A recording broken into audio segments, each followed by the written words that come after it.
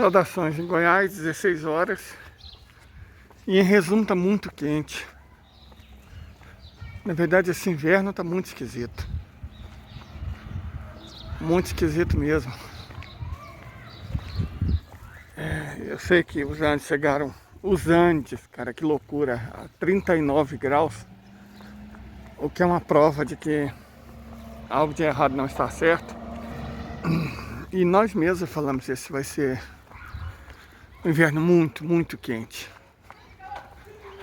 Mas entre você falar e você ver, é difícil. Tem umas crianças brincando no parque. Minha mãe foi lá com a minha sobrinha. Provavelmente aquele deve ser amiguinho que ela tá fazendo. Quer ver se eu acho minha mãe para despedir dela e ir embora. Hoje eu quero fazer live, né? E tem que ir pra casa. Calor, meu grande calor. Não chegue na hora marcada. Nossa senhora, cara. Vou falar pra vocês. Bom, Goiás é quente, né? Normalmente. Não vou mentir não, tá tenso. E o pior é que quando eu tava na chácara, tava frio. E isso não me deixou pescar. O calor desse é perfeito. Aí eu nem pude trazer peixe pra casa. Esse é um bairro que tem muito marceneiro, muito carpinteiro e muito caminhoneiro. Muito mesmo. Acho que cada localização, né, fica do lado da rodovia, do lado do setor industrial. No vídeo passado, mais caminhões. No vídeo passado, nós fizemos um comparativo entre a Federação Russa e a Alemanha. A Europa, do modo geral, né? Que está num estado avançado de putrefação industrial, desindustrialização mesmo. Só que não pela reprimarização da economia, igual o Brasil, né? O Brasil, graças à Lei Candir, que tem que ser abolida. A Lei Candir é o sustentáculo legal de uma elite de parasita chamada agronegócio. O país inteiro está pagando para esses parasitas ganhar dinheiro e destruir nosso futuro. Não só nosso meio ambiente, nosso futuro. Enquanto brasileiro e cada vez mais enquanto espécie humana. Então a Lei Candir, ela tem que ser abolida não só porque a gente precisa ter um futuro econômico, o que não vai ser conseguido. Gente, nenhuma nação desenvolvida depende de agronegócio. Fala sério, agronegócio é coisa de país africano dos anos 90, 80, 70. Certo? Agronegócio é atraso. É subdesenvolvimento. Ah, ele tem sustentado as exportações. Sim. Só que 15 anos atrás o Brasil exportava avião. O Brasil exportava navio. Exportava plataforma. O Brasil exportava ônibus. O Brasil exportava caminhões. O Brasil exportava veículos. O Brasil exportava bens industriais. À medida que a economia foi... À medida que a Lei Candir, na verdade, vamos dar nome aos bois. À medida que a Lei Candir foi destruindo a competência do setor industrial para garantir que os parasitas do agronegócio continuassem sendo competitivos, à medida que isso foi acontecendo, o Brasil foi reprimarizando, se desindustrializando. Foi isso que aconteceu. Certo? Então, não é o agro as exportações desse país. Não, o agro tem impedido que as indústrias voltem a ser o sustentáculo da nossa economia e das nossas próprias exportações. Certo? A Lei Candir é o nosso inferno fiscal. Nenhuma reforma fiscal que não acabe, não tem que mexer não, tem que acabar com a Lei Candir, que, repito, é o que sustenta os parasitas do agronegócio. Nenhuma reforma fiscal que mexa, que é no sentido de acabar mesmo com a Lei Candir, não vai ter resultado no sentido de promover uma reindustrialização do nosso país. A verdade é essa. Perfeito, a verdade é essa. Vai ser feito agora? Não. Não porque o presidente não queira, ou porque os ministros não saibam, mas é porque o agronegócio, que representa 10 mil, 20 mil brasileiros, conseguiu eleger 60% dos deputados. 20 mil brasileiros é o quê? 1/10 de milésimo da nossa população elegeu 60% da Câmara. Aí fica difícil, né? Fica difícil. Você vê pessoa que mora em cidade achando que é fazendeiro e votando em fazendeiro. Aí tá complicado. Eu falo isso porque eu sou de Goiás. 15 dos 17 deputados de Goiás são, de uma forma ou de outra, ligados à bancada do agronegócio, incluindo as bancadas da Bíblia e da Bala, né? Que são parelhas, são da mesma natureza.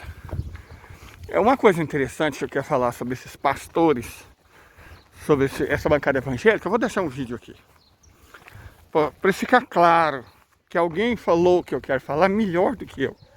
Se alguém falou o que eu quero falar melhor do que eu, com mais embasamento do que eu, sendo mais estudado do que eu, mais inteligente do que eu, não tem porquê eu deixar minhas palavras, tem outras que me substituem. Então só um momento, observe aqui o que vai ser dito. Se você acreditasse que Deus tinha escrito a Bíblia palavra por palavra, você já tinha vendido tudo que você tem e teria dado aos pobres. Você já teria ficado doido, porque um texto diz que ele se arrepende, no outro diz que ele não se arrepende.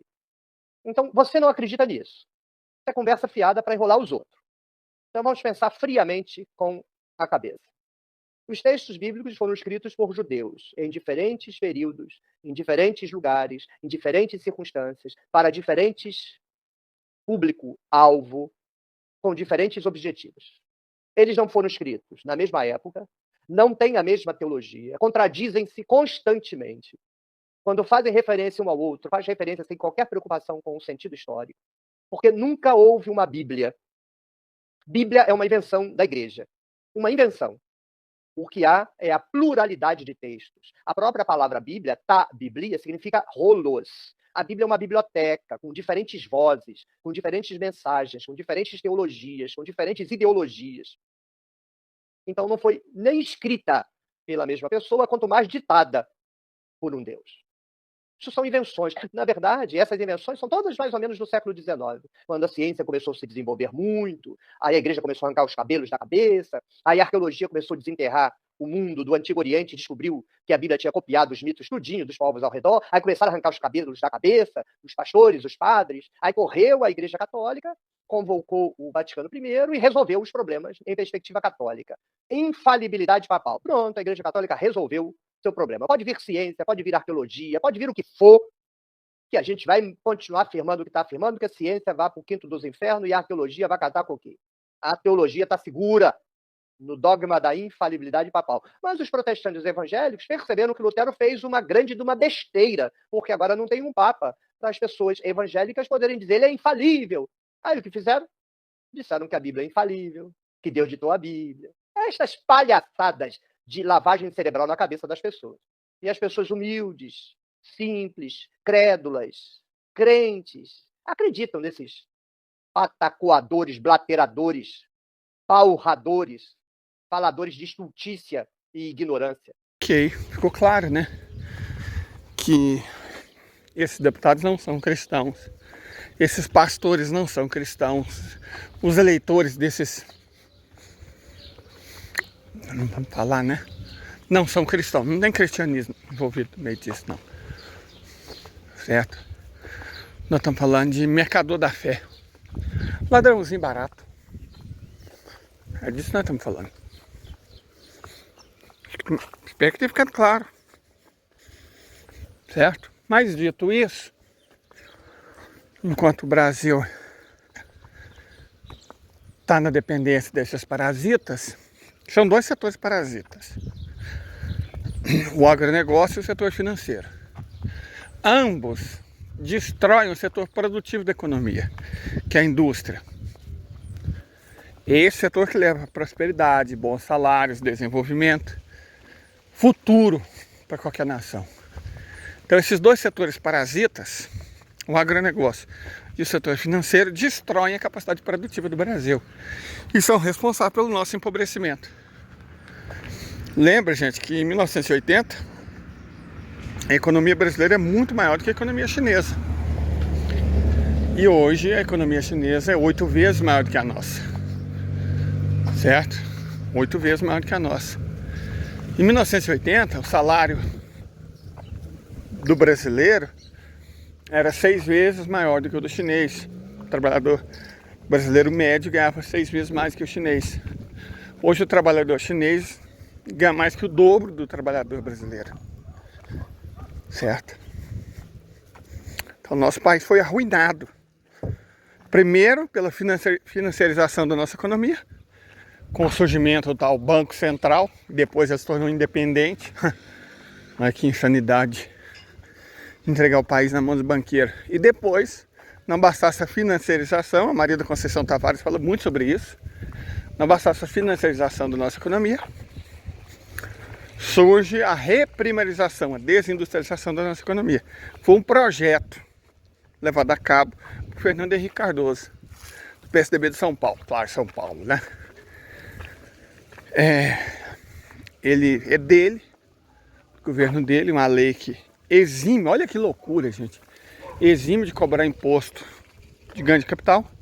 Só o Brasil e a Estônia têm lei parecida, então no mundo inteiro você cobra, evidentemente, imposto de quem ganha dinheiro sem produzir nada, de parasita. O Brasil não. Fernando Henrique Cardoso achou que era uma ótima ideia não cobrar imposto a esses parasitas. Não satisfeito, a lei Candir, que a partir dali foi só para trás, né? Dali em diante foi só para trás.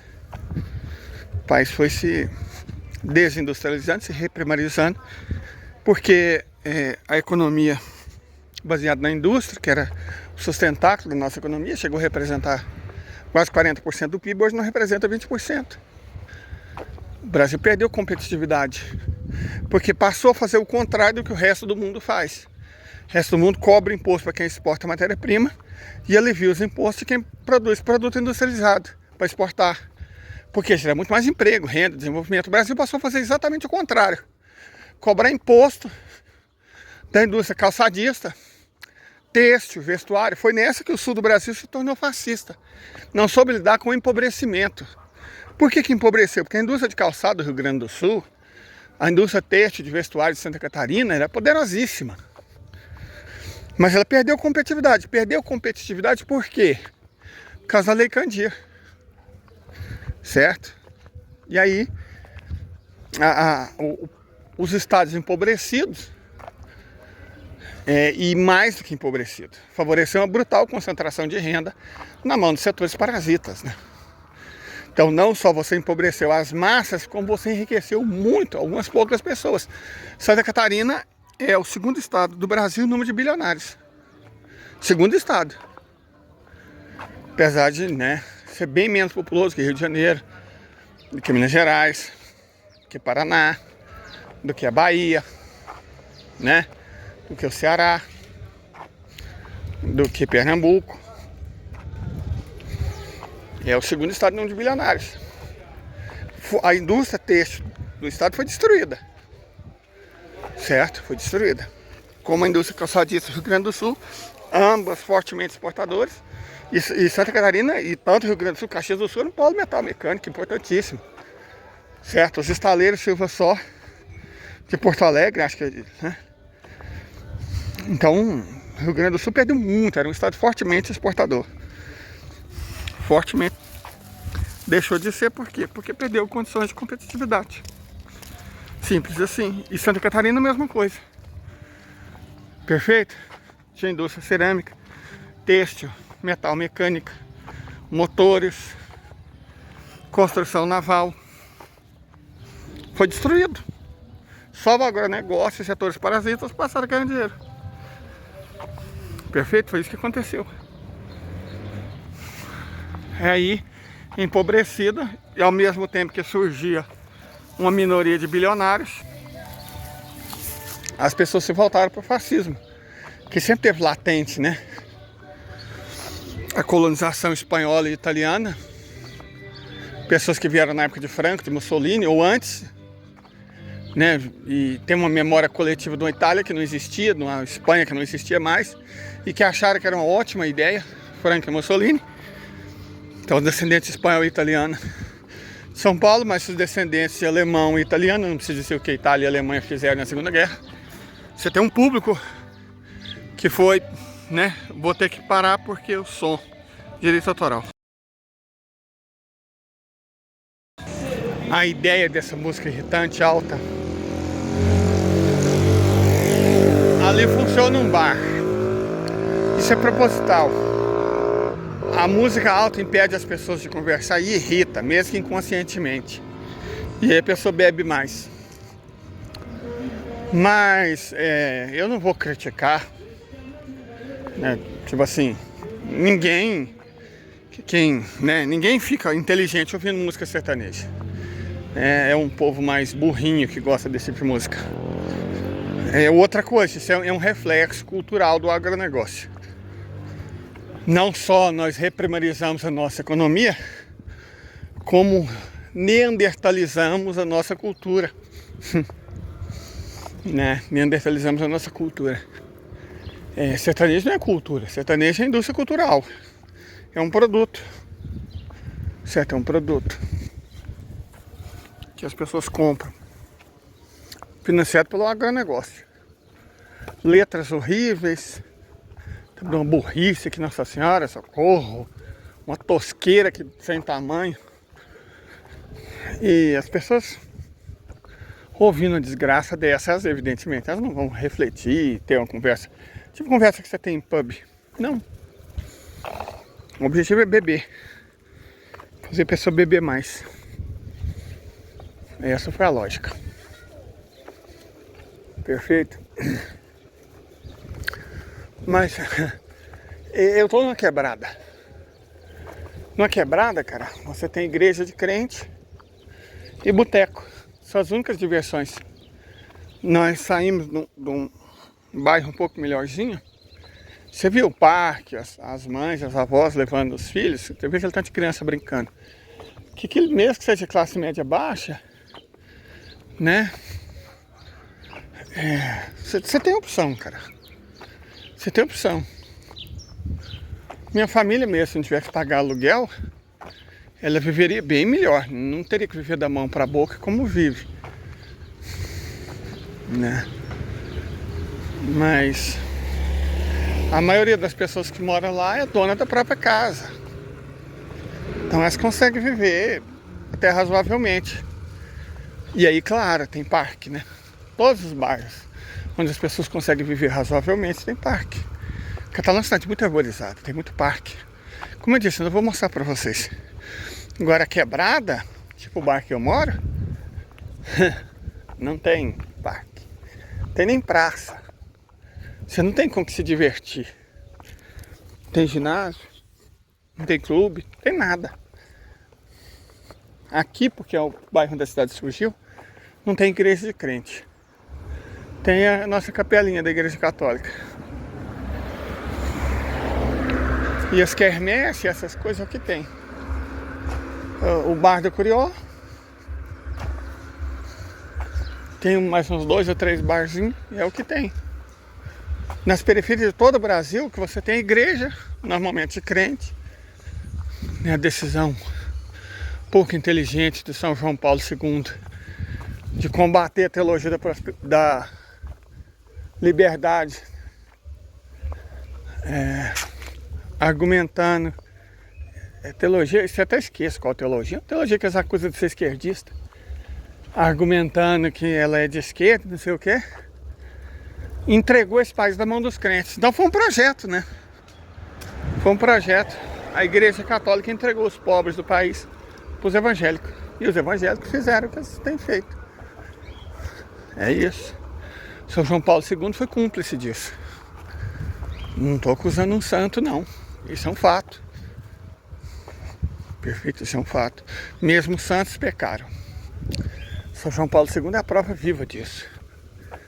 Que mesmo os santos pecaram. Quem não pecou foi Jesus, né? Fora ele. Enfim. É isso. Periferia.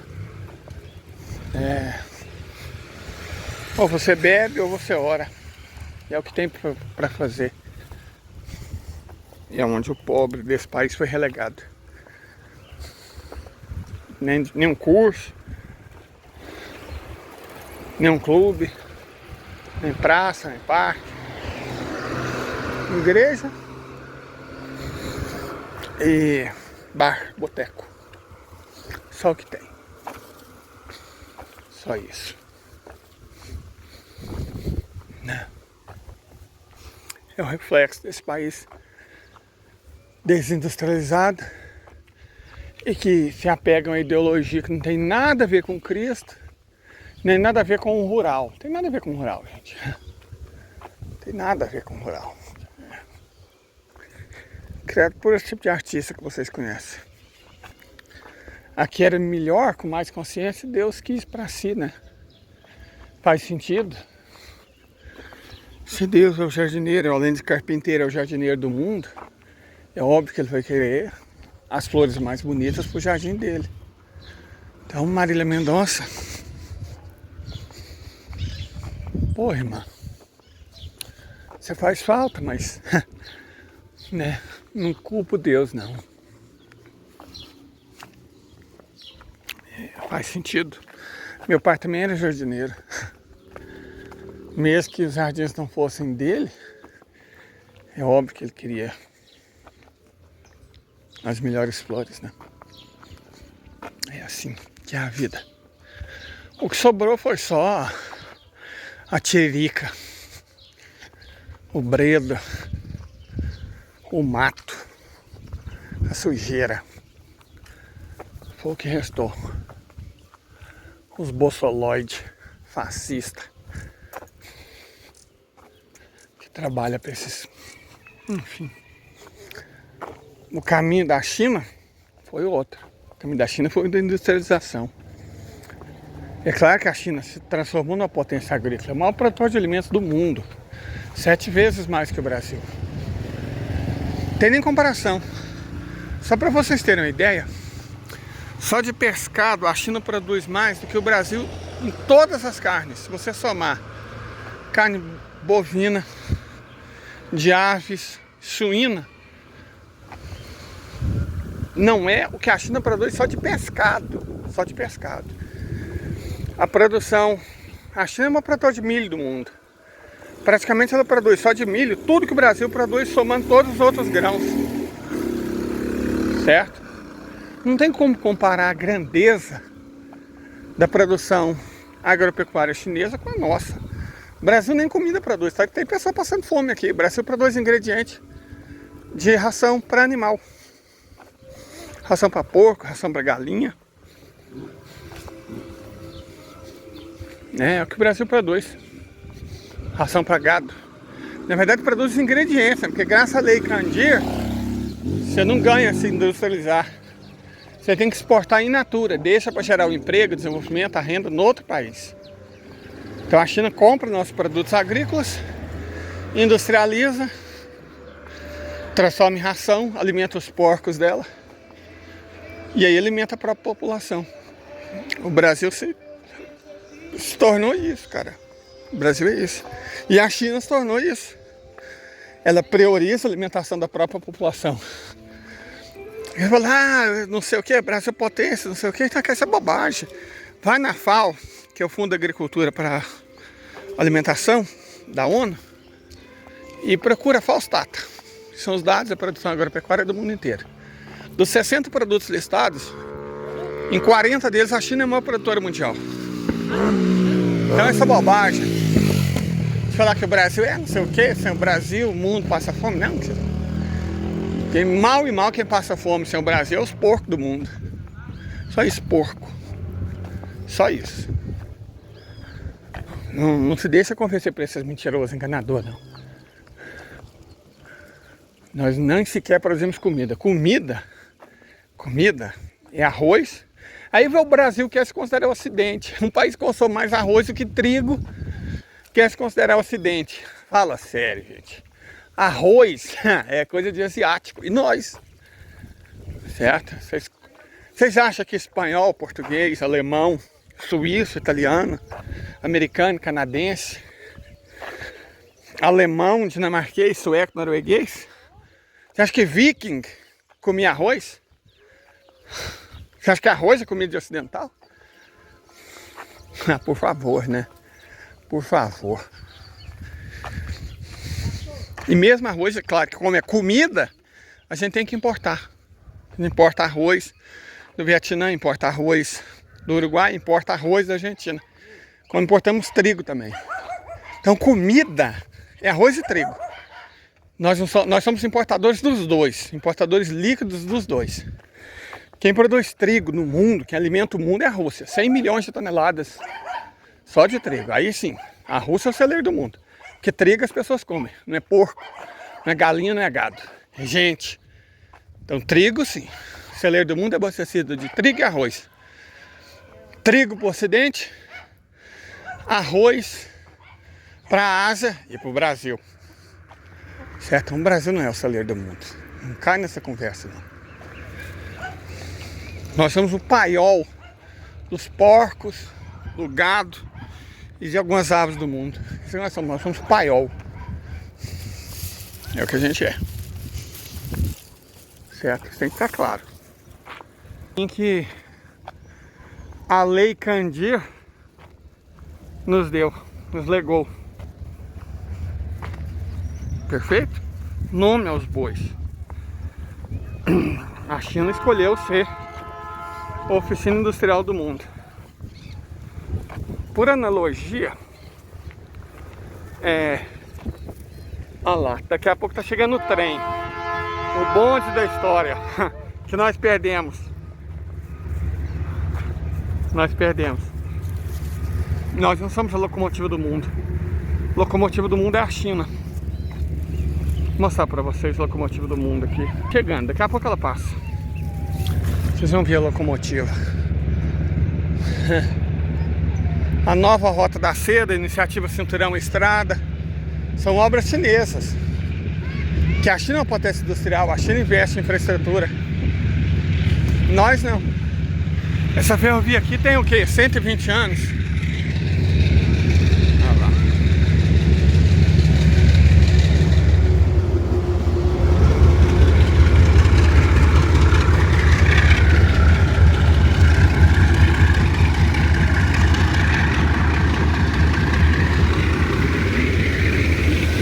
Quatro locomotivas. Essa aqui tá carregando muito peso.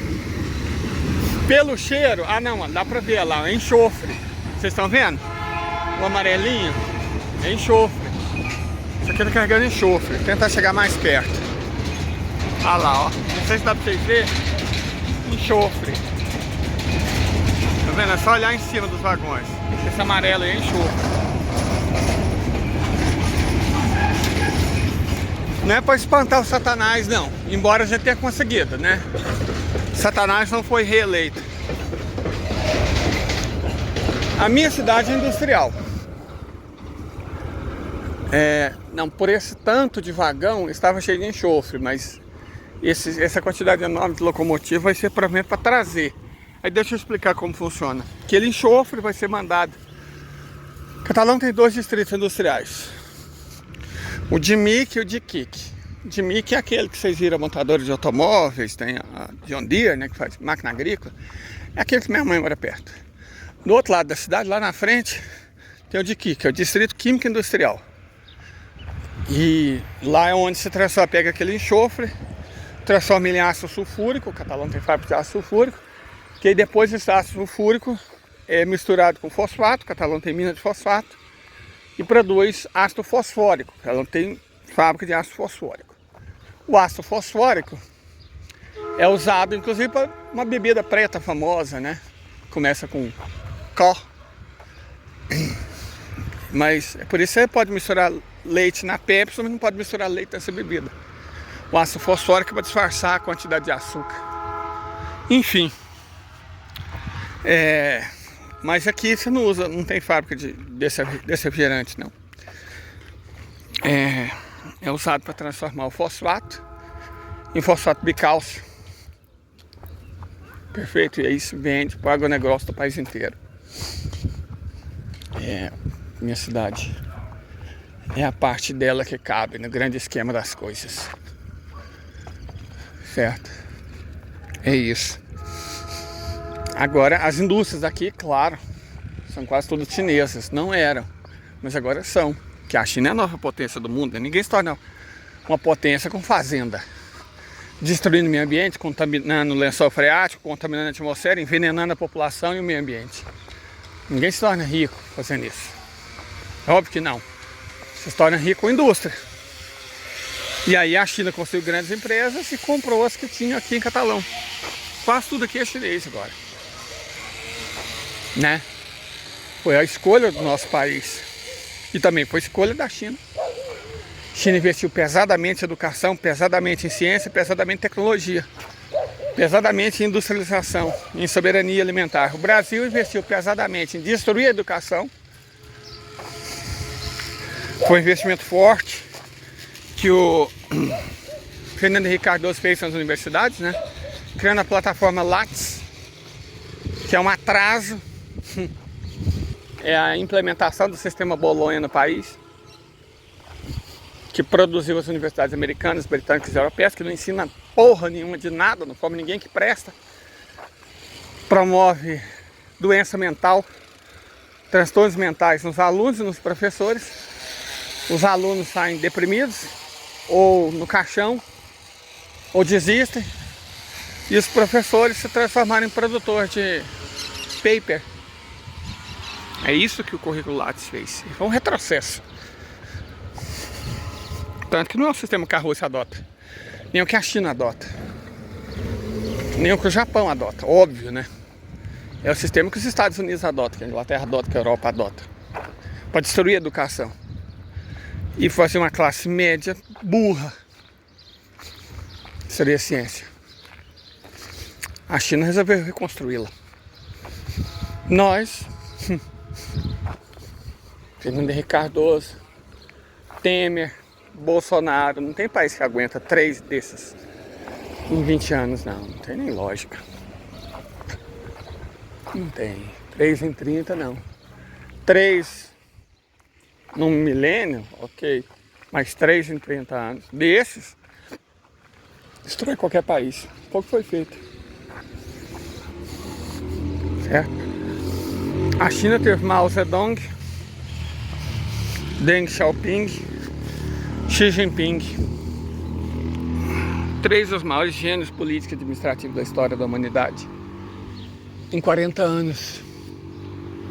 Nós tivemos Figueiredo. Esses militares, que agora todo mundo sabe o que é, o que eles são, uma matéria, né? Tivemos Sarney, que é um funcionário da Globo, um maçom funcionário da Globo. Fernando Henrique Cardoso, que é um traidor miserável. Tivemos um golpista, traidor ainda mais miserável, do Michel Temer. E tivemos o Bozo. É isso, terminei minha comparação geopolítica entre Brasil e China. Leida, mas você quase não falou da China. Precisa? De verdade precisa? A China fala por si só, como o Brasil também fala por si só. E é isso, gente. Até mais tarde. Encontrem forças e fiquem em paz. Fiquem com Deus.